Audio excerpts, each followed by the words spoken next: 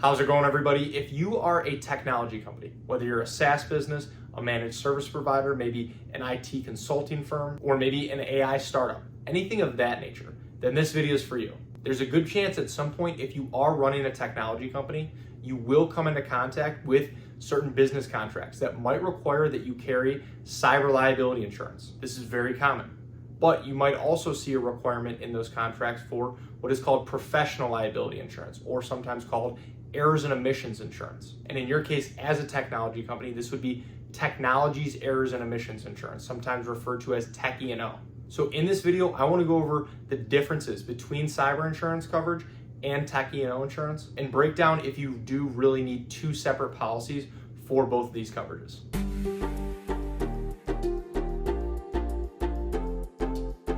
Thank you for stopping by. My name is Brian. I'm an independent insurance agent based here in the state of Michigan, Metro Detroit specifically, and I work with businesses on their commercial insurance programs, as well as helping families and individuals with their personal insurance, their home, their auto insurance as well. My goal with this channel is to pass on a little bit of educational information to you so that you can make more informed decisions around your insurance, and then overall help answer any questions that you might have. So let's get into it. And before we get too far into the video, I do want to invite you to subscribe to the channel. And if you find this video helpful, useful, anything like that, please feel free to like, share, pass along with anyone else as well. So first, let's go over what exactly cyber liability insurance is. It really focuses on data breaches and cyber attacks. So situations like, say, your company gets hacked and then customer data gets exposed, or maybe you're hit with a ransomware attack. A standard standalone cyber insurance policy will provide coverage for what is called first-party coverage, and this would be things like your data restoration costs, any potential notification costs for impacted customers or vendors. These would be the direct costs that your business incurs. And then there's also third-party coverage, and this would be if any of the impacted parties decides to pursue legal action because of the attack. And overall, cyber insurance can help with the legal defense costs, any potential regulatory fines, and also even potentially paying out ransom payments. Cyber insurance is going to be a very important policy and coverage for any business to have in place, and it's very common for businesses outside of technology to have it.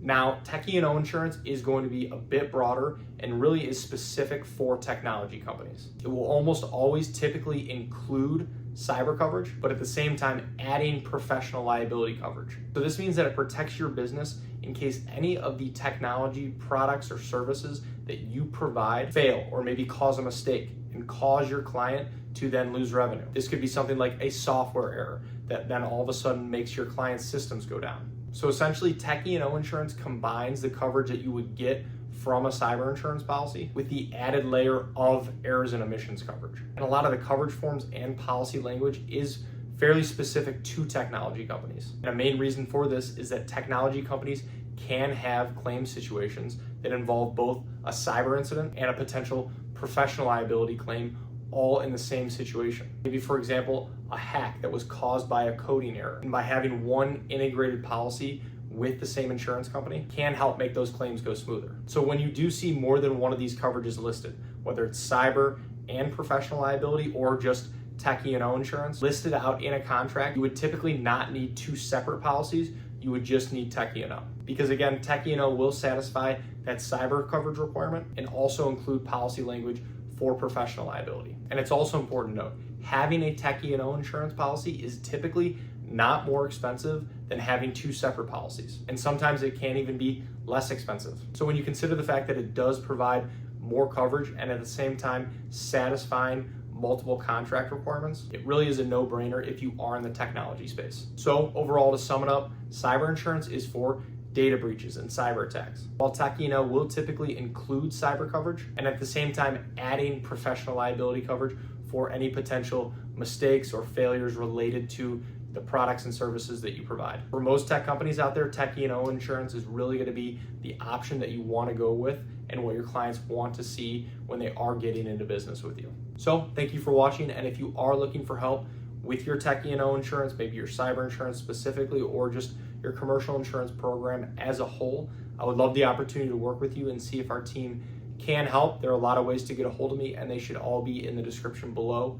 Please feel free to text, call, email, fill out a contact form, whatever's easiest. And if you have any other questions about insurance, please feel free to reach out directly or leave them in the comments below. I would love to help answer those as well. So thank you again.